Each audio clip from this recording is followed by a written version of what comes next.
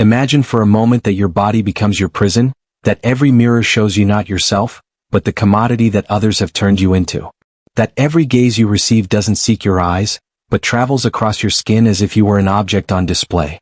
Imagine that even the most intimate act, the most human, the most sacred, like giving birth to your child, becomes a spectacle for which tickets are sold.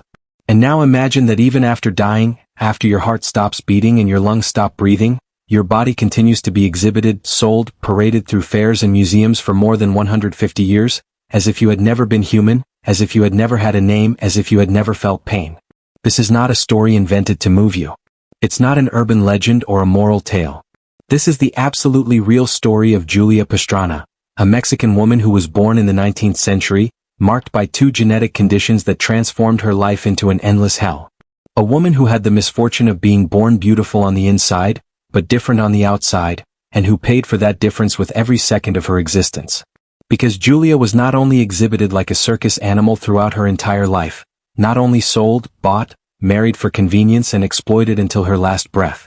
After her death, her embalmed body traveled the world for more than 150 years. 150 years without peace, 150 years turned into a fair attraction, 150 years during which her corpse was more famous than she was in life. And the most terrible thing of all, what truly destroys the soul when you learn this story is that Julia was conscious, she was intelligent, she knew exactly what they were doing to her, she understood every insult, felt every look of horror, and there was no possible escape. Welcome to this journey through one of the most heartbreaking and cruel cases in the history of human exploitation. Before we begin, I invite you to leave in the comments where you're listening to us from and the exact time right now. We're deeply interested in knowing what places and what moments of the day or night these documented stories reach, stories that time, shame, and collective guilt tried to erase. The story of Julia Pastrana began somewhere lost among the mountains of the Sierra Madre Occidental, in the state of Sinaloa, Mexico, probably in the year 1834. Although the exact dates of her birth were lost in the fog of abandonment and rejection, we know she came into the world at a particularly brutal time for Mexico. It was barely 13 years after the consummation of independence. The country was bleeding through endless civil wars between conservatives and liberals. The economy was destroyed. Institutions barely existed, and in the most remote regions like the mountain communities of Sinaloa, the law was just a word that never arrived. Sinaloa, in those years of the mid-19th century, was a territory of brutal contrasts and extreme inequalities. Coastal cities like Mazatlan and Culiacan were beginning to prosper thanks to maritime trade. Ships arrived from San Francisco, Lima, and Shanghai, loaded with silks, spices, and manufactured goods that were exchanged for Mexican silver. But inland, in the indigenous and mestizo communities that clung to the slopes of the Sierra Madre, life transpired almost as it had in colonial times. The houses were made of poorly baked adobe and unvarnished wood. The palm and shingle roofs leaked when it rained and burned like tinder in the drought. The permanent smell was a mixture of dry earth, mesquite wood smoke, manure from the animals that shared space with families, and the sweet, heavy aroma of corn ground on volcanic stone metates. The roads were dirt paths that turned into muddy swamps during the rainy season, when the sky opened and transformed the ravines into furious rivers that swept everything in their path. The indigenous communities, mainly Mayos and Yaquis, maintained their ancestral traditions in a precarious balance with the Catholic religion that Jesuit missionaries had imposed 2 centuries earlier. Spanish mixed with Cajito was spoken. Patron saint festivals were celebrated where Christian saints coexisted with ceremonies dating from long before the conquest. Violence was everyday. Land disputes resolved with machete blows, family vendettas that lasted generations, and justice that almost always favored the strongest or the richest. Into that world came Julia Pastrana, and she came marked. From the moment of her birth, Julia carried 2 genetic conditions that modern medicine would take more than a century to understand and correctly name. Generalized congenital terminal hypertrichosis that covered almost her entire body with black, thick, and completely pigmented hair, except on the palms of her hands, the soles of her feet, and part of her chest. And gingival hyperplasia, an excessive and uncontrolled growth of the gums that combined with a hyperdeveloped jaw gave her a facial appearance that her contemporaries described with the cruelest imaginable terms. Additionally, Julia possessed a double row of teeth in both jaws, a complete row of dental pieces placed behind the other, irregular, asymmetric, making her mouth protrude pronouncedly. This dental anomaly that naturalist Charles Darwin would document years later with scientific fascination, but without an ounce of human compassion, completely altered the structure of her face. But there's something we must understand. something absolutely crucial to comprehend Julia Pastrana's tragedy. These conditions did not affect her intelligence at all, they didn't affect her capacity to love, to dream, to suffer. Julia was in every sense that truly matters, completely human, absolutely normal on the inside. But in 19th century Mexico, in a world governed by superstition and ignorance, her appearance was enough to condemn her. We don't know with certainty who her parents were. The records, if they ever existed, were lost long ago. What we have are fragments, rumors that were transmitted from generation to generation in Sinaloa. Contradictory stories that no one bothered to verify because in the end Julia didn't matter enough for anyone to preserve her history. One version maintains that her mother was an indigenous woman from the Mayo community who died during childbirth. That when Julia was born and the midwife saw her appearance, she ran out of the hut screaming that it was the devil's work. The father, terrified by superstitions and neighbors' gossip, refused to recognize her and abandoned her in the hands of the mother's brother. Another darker version, and probably closer to the truth according to some historians, suggests that the mother herself survived childbirth, but rejected the girl immediately, convinced by local beliefs that that creature was the product of a curse, or worse still, of an unnatural union between a woman and an animal. The mother refused to breastfeed her. In the mountain communities of that era, legends circulated about monstrous births as divine punishments for grave sins. It was said that women who had committed adultery or who had been raped by demons gave birth to deformed creatures. Julia survived, but at a terrible price. She grew up without a mother's love, without a father's affection, passing from hand to hand like an uncomfortable object, like a living reminder of something everyone wanted to forget. According to the most consistent testimonies, a maternal uncle took charge of her. But taking charge is a generous term. In reality, Julia was treated more like a slave than a family member. This man, whose name was lost in history, but whose acts remain recorded in the oral memories of Sinaloa, used Julia for the hardest work. She fetched water from the well, which meant walking more than a kilometer each way with clay jugs that weighed more than 20 kilos when full. She gathered firewood in the mountains, where thorns and sharp stones cut her hands and feet. She washed clothes in the river, scrubbing against rocks until her knuckles bled. But the physical work, as brutal as it was not the worst. The worst was the isolation. The worst was the constant mockery. The worst was that Julia, who had a brilliant mind, who learned to speak perfectly, who would later demonstrate an extraordinary ability for music and languages, was treated like she was an idiot, like she was less than human. The children of the village ran away screaming when they saw her. The adults made the sign of the cross and spat on the ground to ward off bad luck. Women covered their children's eyes so they wouldn't see her. Men threw stones at her when she walked down the street. And Julia understood everything, felt everything, absorbed every humiliation like a sponge absorbs water. Years passed. Julia grew not just physically but intellectually. She learned to read and write, which was extraordinary for any woman in rural Sinaloa in the 1840s, and absolutely miraculous for someone in her situation. She learned by hiding, by watching the children who went to the small school that the priest had established in the village.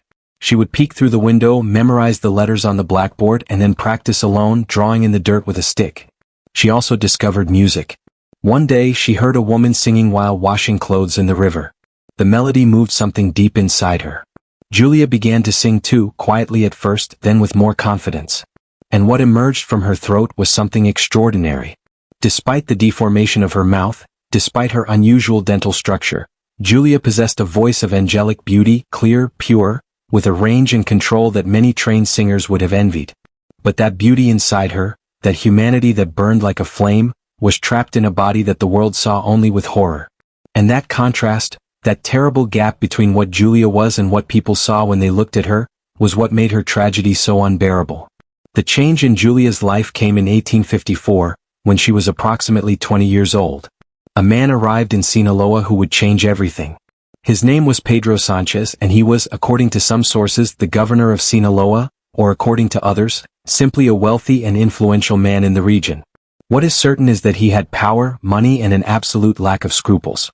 Sanchez heard rumors about a strange woman in one of the mountain villages. Driven by curiosity, he traveled to see her. When he saw Julia, he didn't see a human being. He didn't see a woman with feelings, dreams, and fears. He saw a business opportunity. He saw a fortune waiting to be made. Sanchez approached Julia's uncle. The conversation was brief and brutal. The uncle, who had never wanted Julia, who had kept her only because abandoning her would have been even more scandalous than keeping her, accepted immediately. Money changed hands. Julia was sold like livestock, like a mule, like a sack of grain. And Julia, who understood perfectly what was happening, who knew she was being sold, had no choice. In the Mexico of that era, women had few rights. Poor women had even fewer. And a woman like Julia, considered a monstrosity, had none. She couldn't refuse, couldn't escape, couldn't do anything but accept her fate. Sanchez took Julia to the city. For the first time in her life, she left the mountains where she had been born. She saw paved streets, multi-story buildings, shops with glass windows. But she didn't see them as a tourist or a visitor. She saw them from inside a covered carriage, hidden like shameful merchandise. Sanchez had a plan. He would exhibit Julia in fairs and shows. He would make people pay to see her. And to maximize profits, he created a story, a fiction that made Julia even more exotic, more attractive to morbid audiences. He began to call her the Ape Woman.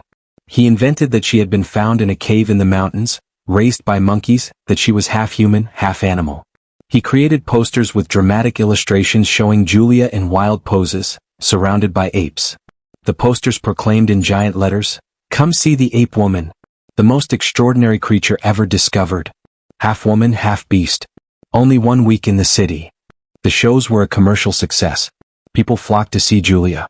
They paid good money for the privilege of staring at her, pointing at her, laughing at her. Sanchez set her up on a stage under bright lights that hurt her eyes. He made her walk back and forth so people could see her from all angles. He made her open her mouth so they could count her teeth. He made her lift her arms so they could see the hair that covered her body. And Julia endured it all. What choice did she have? She endured the looks of horror. She endured the screams of frightened children. She endured the crude comments of men who saw in her only a monster. She endured nights alone in a wagon or a cheap hotel room, crying silently so Sanchez wouldn't hear her and punish her for showing weakness. But Sanchez was not satisfied with exhibiting Julia in Mexico. He had bigger ambitions. In 1854 he took her to the United States, first to New Orleans, then to New York. And there, in the cultural and commercial capital of the emerging American empire, Julia Pastrana became an international phenomenon. The posters in New York were even more sensationalist. The Ape Woman from Mexico.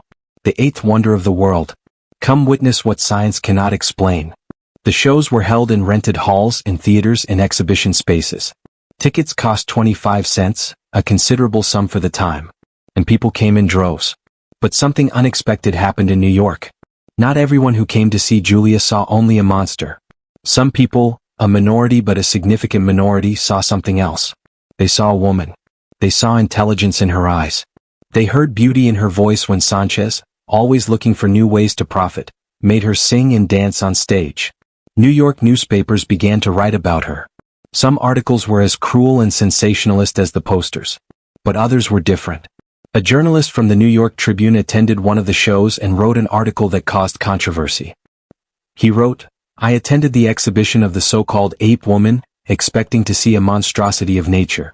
What I found instead was a refined and intelligent woman, trapped in a body that society refuses to accept.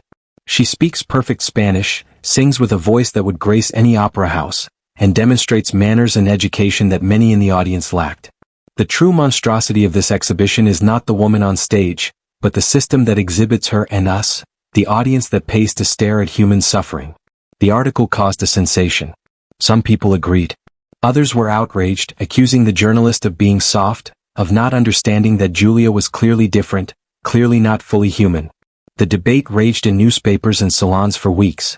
But for Julia the controversy meant little. Her daily life continued to be a hell. Sanchez, seeing that interest in her was not diminishing, became greedier. He increased the number of shows. He made Julia perform twice a day, sometimes 3 times. He barely gave her time to eat or rest. And he kept every cent of the money she generated, giving her nothing, treating her like property. Then, in 1855, something happened that changed everything again. Theodore Lent appeared in Julia's life. Lent was an American promoter, a businessman specializing in freak shows and traveling exhibitions. He had heard about Julia and came to see her. And like Sanchez before him, he didn't see a person. He saw a gold mine. Lent made Sanchez an offer. He would buy Julia's contract. He would pay a substantial sum and would take her on a world tour. Sanchez, always ready to turn a profit, accepted. Once again Julia was sold. Once again she had no say in the matter. But Theodore Lent was more sophisticated than Sanchez. He understood that to maximize profits he needed to present Julia not just as a monster, but as a refined monster, an educated beast. So he invested in her. He hired teachers to improve her English. He hired vocal coaches to perfect her singing. He hired dance instructors to teach her choreography. He bought her expensive dresses, jewelry, accessories. Lent created a new show. Now Julia didn't just stand on stage while people stared at her. Now she performed. She sang opera. She danced traditional Mexican dances and European waltzes. She spoke to the audience in multiple languages. The show was a sensation. Lent took Julia on a tour of the United States. They performed in Boston, Philadelphia, Baltimore, Cleveland, Chicago, San Francisco. Everywhere they went, crowds gathered. Newspapers wrote articles. Scientists came to examine her. Doctors measured her skull, took samples of her hair, wrote papers about her condition. And Julia endured it all. She endured being poked and prodded by doctors who saw her as a specimen, not a patient. She endured performing night after night, exhausted, often sick, but never allowed to rest. She endured Lent's increasingly cruel treatment as he became more possessive and controlling. Then, in 1857, Lent made a decision that was as calculating as it was grotesque. He decided to marry Julia. Not because he loved her. Not because he saw her as a human being deserving of affection and respect. But because as her husband he would have absolute legal control over her and all the money she generated. The wedding took place in Baltimore. There was no celebration, no guests, no flowers. Just a quick ceremony before a justice of the peace who took Lent's money and asked no questions. Julia, who was 23 years old, became Mrs. Julia Lent. And her hell deepened. As her husband, Lent had rights that even Sanchez hadn't had. He controlled where she went, what she ate, who she spoke to. He isolated her completely. The few friendships Julia had managed to form with other performers and theater workers were severed. Lent made sure she was always alone, always dependent on him. But Lent wanted more. He wanted to expand the show, to create something even more sensational. And he had an idea that was as monstrous as it was brilliant from a commercial standpoint. He would get Julia pregnant. He would create a new attraction, the child of the Ape Woman. What followed is difficult to write about even now, more than 150 years later. Because what Lent did wasn't love, wasn't even desire. It was exploitation of the cruelest kind. Julia became pregnant in early 1859. For Julia, the pregnancy was a mixture of hope and terror. Hope because perhaps, just perhaps, she could finally have someone who would love her unconditionally. A child who would not see her as a monster but as a mother. Terror because she knew that Lent didn't care about her or the child as people. He cared only about the money they could generate. The pregnancy was difficult. Julia's unusual physical structure, her hyperdeveloped jaw and other skeletal anomalies, made carrying a child dangerous. Doctors warned Lent that the birth could kill her. Lent didn't care. He continued to make her perform, continued to exhibit her, even as her pregnancy advanced and she became weaker. In fact, Lent saw the pregnancy as a new selling point. The posters changed. Come see the ape woman in her maternal state. Witness the miracle of nature. Will the child be human or beast? People came in even greater numbers. They paid more. They stared at Julia's swollen belly with a mixture of fascination and horror. Julia performed until she could barely stand. There are records of shows in Vienna in early 1860 where she was so pregnant she could hardly walk, but Lent still made her go on stage, made her sing, made her dance. The audience gasped and applauded, never thinking about the suffering of the woman in front of them. Finally, on March 20, 1860 in Moscow, Russia, Julia went into labor. The birth was a nightmare. It lasted more than 36 hours. Julia screamed in agony. The Russian doctors who attended her had never seen a case like hers. They didn't know how to help. There were no anesthetics, no painkillers. Just raw, unending pain. When the child was finally born, it was a boy. And he had inherited Julia's conditions. He had the same hypertrichosis, the same gingival hyperplasia, the same unusual physical characteristics. The doctors examined him and shook their heads. The baby was weak. He was struggling to breathe. His chances of survival were minimal. But for Julia, those details didn't matter. When they placed her son in her arms, she looked at him with a love so pure, so complete, that even the nurses who had come to the birth out of morbid curiosity felt their hearts break. Julia saw her son not as a monster, but as beautiful. She saw him as perfect. She saw him as hers. She held him for 35 hours. She sang to him in Spanish, the lullabies her mother had never sung to her. She stroked his hair-covered face. She kissed his forehead. She told him she loved him over and over in Spanish and English and the fragments of Russian she had learned. And then, 35 hours after his birth, the baby died in her arms. His little lungs gave out. His heart stopped. And Julia, holding the cooling body of her son, screamed with a grief so profound that everyone in the hospital fell silent. Lent's response to his son's death was not grief. It was calculation. He immediately began planning how to profit from the situation. But first he had to deal with Julia, who was in a state of complete collapse. The physical trauma of the birth, combined with the emotional devastation of losing her child, broke something in her that had survived everything else. Julia developed a fever. At first, Lent thought it was just the normal aftereffects of childbirth. But the fever grew worse. Within days, Julia was delirious. The Russian doctors diagnosed puerperal fever, what we now know as postpartum sepsis, a bacterial infection that, in the era before antibiotics, was often fatal. For 5 days, Julia burned with fever. She drifted in and out of consciousness. In her lucid moments, she asked for her baby. She wanted to hold him again. But Lent had already had the baby's body taken away. He had already begun making arrangements. On March 25, 1860, just 5 days after giving birth, Julia Pastrana died. She was 26 years old. She had lived a life of almost unimaginable suffering, exploitation, and loneliness. And in her last moments, as the fever consumed her, as her life slipped away in a cold hospital room in a foreign country, she was alone. Lent wasn't there. No friends were there. She died as she had lived, isolated, used, unloved. For most people, death brings rest. The suffering ends. The body is buried, the soul, if you believe in such things, finds peace. But for Julia Pastrana, even death was not an escape. Because Theodore Lent was not done with her. In fact, the most grotesque chapter of Julia's story was just beginning. Within hours of Julia's death, before her body was even cold, Lent contacted a taxidermist. Not a funeral director. Not a priest. A taxidermist. Because Lent had made a decision that was as monstrous as anything he had done while Julia was alive. He would have her body preserved. He would continue to exhibit her. Death would not end the show. It would just transform it. The taxidermist Lent hired was a man named Professor Sokolov, a Russian who specialized in preserving animals for museums.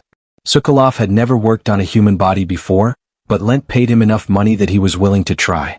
What Sokolov did to Julia's body was a grotesque parody of both taxidermy and embalming. He injected preservative chemicals into her tissues. He removed some organs and replaced them with padding. He positioned her body in a standing position, dressed in one of the stage costumes she had worn in life. He did the same to the body of her baby, positioning the small corpse in a standing position as well, dressed in a tiny version of Julia's costume. The result was nightmarish. Julia's preserved body, eyes replaced with glass, skin treated with chemicals, stood rigid and lifeless. But Lent was delighted. He now had a permanent exhibit, one that required no salary, no food, no rest. Just endless profit. Lent began exhibiting the preserved bodies immediately. He set them up in a glass case, lit with gas lamps that made the waxy skin seem to glow eerily. A sign proclaimed, "The embalmed ape woman and her baby. See what science has preserved for eternity." The exhibit was a sensation. People who had seen Julia perform in life came to see her in death. People who had never seen her came out of morbid curiosity. Scientists came to examine the preserved remains. And everyone paid. Lent charged even more than he had when Julia was alive. Dead, she was more profitable than she had ever been living. Lent took the exhibit on tour. From Moscow to St. Petersburg to Warsaw to Berlin to Vienna to Paris to London. In every city, crowds gathered. Newspapers wrote sensational articles. The preserved bodies of Julia and her baby became one of the most famous exhibits in the world. But the preservation was not perfect. Over time, despite Sokolov's chemicals, the bodies began to deteriorate. The skin dried and cracked. The features became distorted. By the 1870s, Julia's preserved body looked less and less like the woman she had been in life and more like a mummy, a grotesque caricature of a human being. Lent, meanwhile, became obsessed. He had always been controlling, always possessive of Julia. But now, with her dead, his obsession grew darker. He began to talk to the preserved body. He would spend hours in the room where it was stored, having conversations with the corpse. People who knew him said he was going mad. In 1884, Theodore Lent died. And with his death, Julia's body passed to others. Over the following decades, it changed hands multiple times. Sometimes it was sold. Sometimes it was seized for debts. Sometimes it was simply abandoned and then found by someone who saw an opportunity for profit. The preserved bodies were exhibited in carnival sideshows, in wax museums, in freak shows. They traveled through Europe and eventually back to the United States. They were displayed in Norway and Sweden, in Germany and Austria, in France and Spain. Everywhere they went, people paid to stare at the remains of Julia Pastrana and her child. There were brief moments when the bodies disappeared from public view. Sometimes they were stored in warehouses or basements, forgotten for years or decades. But always, eventually someone found them and put them back on display. The profit to be made from exhibiting Julia's remains was too tempting to resist. In the early 20th century, new preservation techniques were applied to Julia's body. A Norwegian taxidermist named Håkon Nyhus, who specialized in preserving animals for the Bergen Museum, treated the body with new chemicals, replacing some of the deteriorated tissues with newer materials. The body that emerged from this process looked even less human than before, more like a wax figure or a Halloween decoration than the remains of a real woman. The baby's body, which had been more poorly preserved to begin with, eventually disintegrated completely and was discarded. But Julia's body survived, passing from owner to owner, from exhibition to exhibition. By the 1940s, it had ended up in a traveling carnival show, displayed alongside sword swallowers and bearded ladies and other human oddities.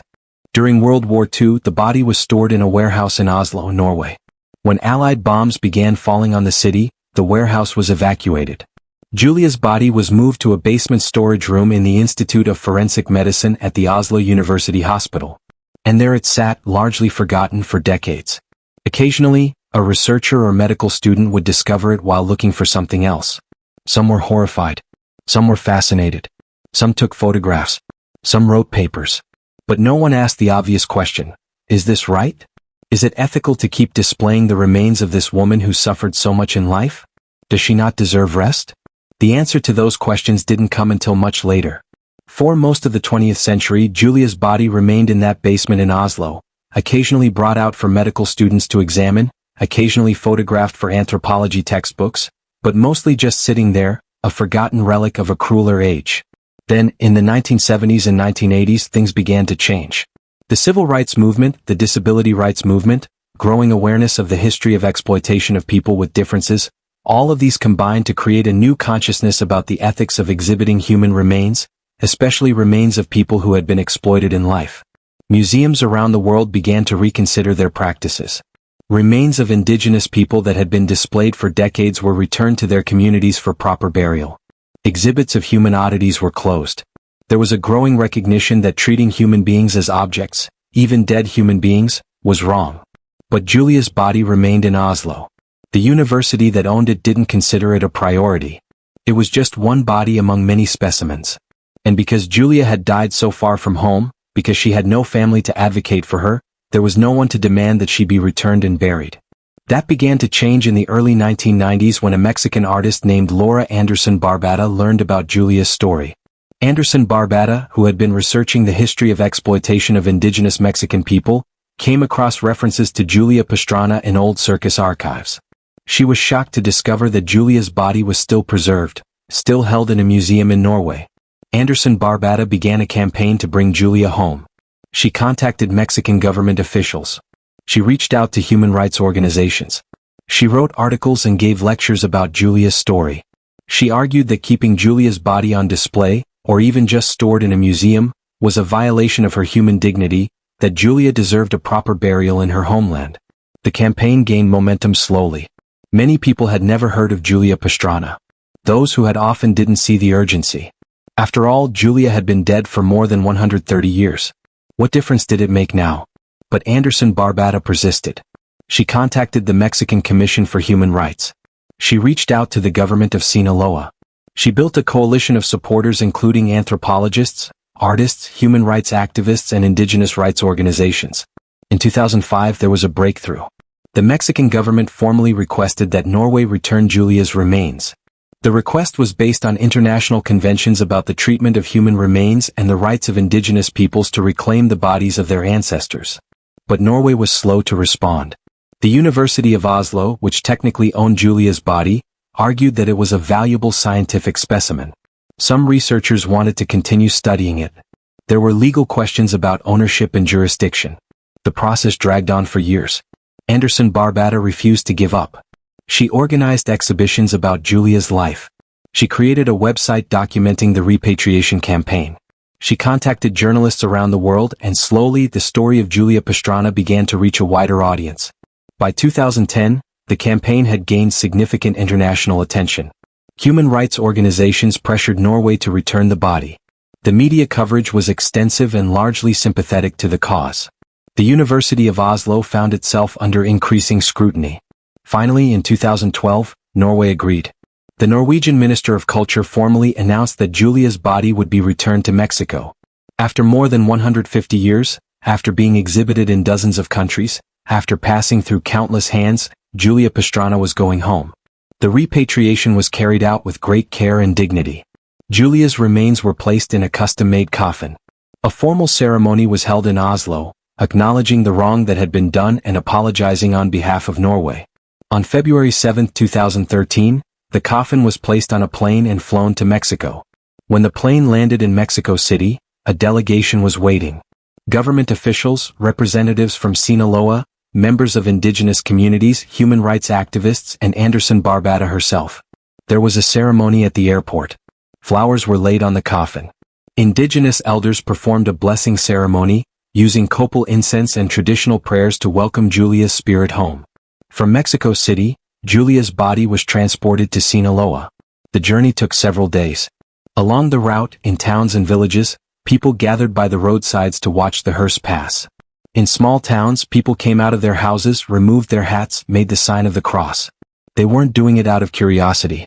They were doing it out of respect, because the story of Julia Pastrana had been widely reported in the weeks before, and the Mexican people had understood that Julia was one of them, a compatriot who had suffered terrible injustices. Elderly women cried when the coffin passed. Small children asked their parents who that person was. And the parents explained, she was a woman whom the world treated with cruelty, but Mexico did not forget her, and now she's coming home. On February 13, 2013, the convoy arrived at Sinaloa de Leyva. It was a small town of less than 3,000 inhabitants, nestled in the mountains. The houses were simple, made of adobe and tile, the streets unpaved. But that day the town was full of people.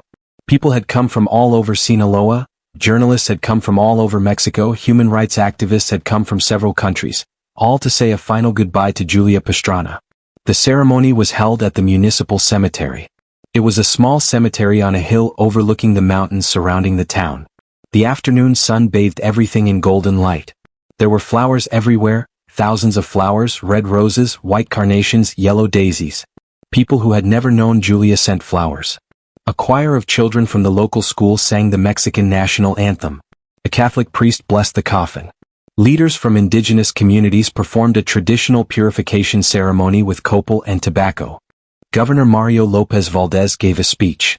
He spoke with an emotional voice. Julia Pastrana was born in these lands more than 170 years ago.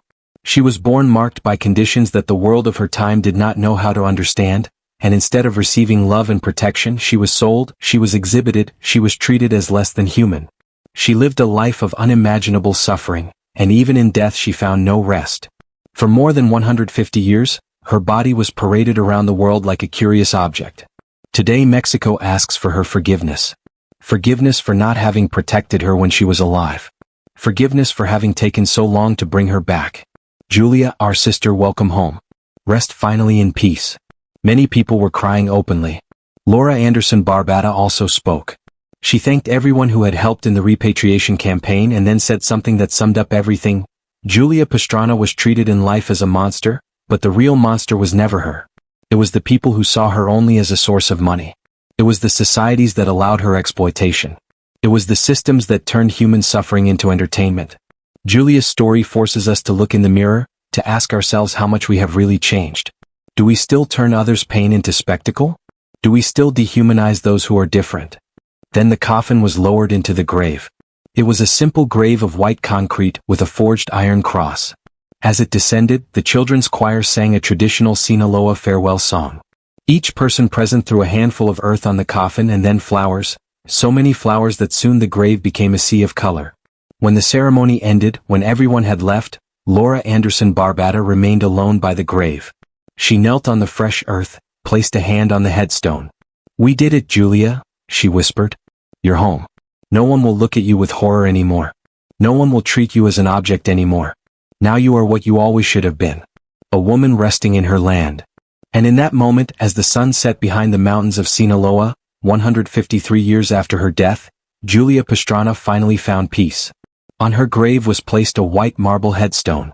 The inscription reads, Julia Pastrana, 1834–1860. Daughter of Sinaloa, victim of human cruelty. Now you rest in peace, sister. Today, more than 10 years after her burial, Julia's grave has become a place of pilgrimage. People from around the world travel to that small town in the mountains of Sinaloa. They leave flowers, they leave letters, they leave small offerings. There are letters from women who have suffered abuse, letters from people who have been discriminated against because of their appearance, letters from mothers who lost their children, all seeking comfort in Julia's story, all finding something of themselves in that woman who suffered so much. One of those letters, left by an anonymous woman in 2015, said, Dear Julia, I never met you. You were born more than a century before me, but your story saved my life. I too have been treated as a monster by my family, by society, by myself. Your story taught me that true monstrosity is not in how we look, but in how we treat others. Thank you for your suffering. I know that sounds terrible, but your story was not in vain. Every person who knows your story learns something about human dignity. Rest in peace, sister in pain. The story of Julia Pastrana is not just the story of a 19th century woman. It is a mirror that reflects our own societies.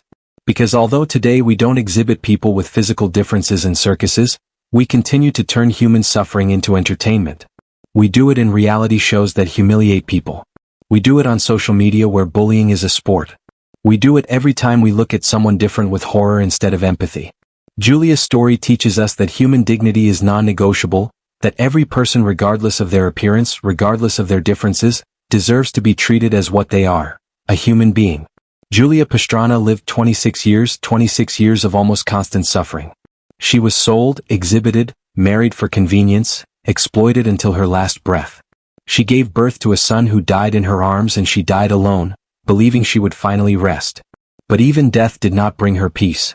For 153 more years, her body was paraded around the world, exhibited, sold, treated as a curious object. And yet, in the end, Julia won. Because her story survived. Because enough people refused to forget her. Because someone like Laura Anderson Barbata dedicated years of her life to bringing her back. And because now, in that small cemetery in the mountains of Sinaloa, under a sky that fills with stars every night, Julia Pastrana finally rests. She is no longer the Ape Woman. She is no longer the ugliest woman in the world. She is no longer a specimen. She is no longer an attraction. She is Julia. Just Julia. A woman who suffered. A woman who loved. A woman who sang with the voice of an angel. A woman who deserves to be remembered not for her appearance, but for her humanity. Thank you for joining us on this journey through one of the most heartbreaking cases in the history of human exploitation. If this story has impacted you, share it, because remembering is the first way to prevent. Don't forget to subscribe to the channel, activate notifications, and leave us your reflection on this case in the comments. Do you think we have learned the lessons of the past? What can we do today to defend the dignity of people considered different? Did you know the story of Julia Pastrana before this account? We'll read you in the next story. See you soon.